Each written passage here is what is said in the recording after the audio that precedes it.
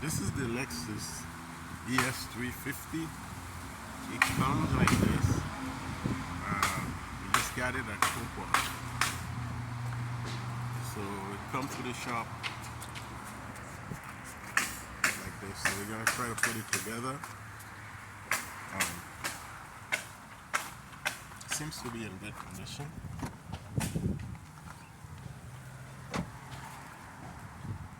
Right now, it's not starting.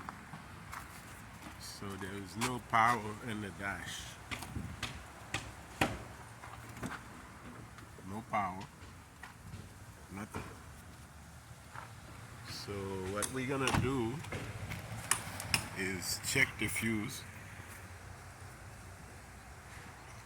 We take out the battery already. So we're gonna check the fuse. Usually the first thing we do if we're checking the fuse, we check all the fuse already. So the next best thing is to remove this blue fuse. Usually if there's no power, there's something going on with that fuse. Because not only the dash doesn't work, but a bunch of other things does not work. And there's only one fuse that has multiple other fuses in it. This fuse is made up of 1, 2, 3, 4, 5, 6. It's about 7 different items runs on this fuse.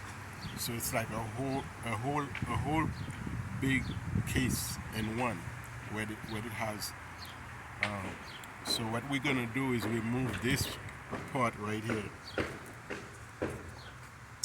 Remove this piece right here, and then take out this fuse and replace it. And from there we will let you know what happened. But this is what we gotta fix: the fender,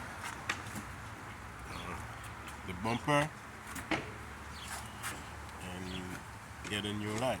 That's about it. Then we got a brand new Lexus. But first, let us get it started first. Once we replace the fuse, we come up with another video.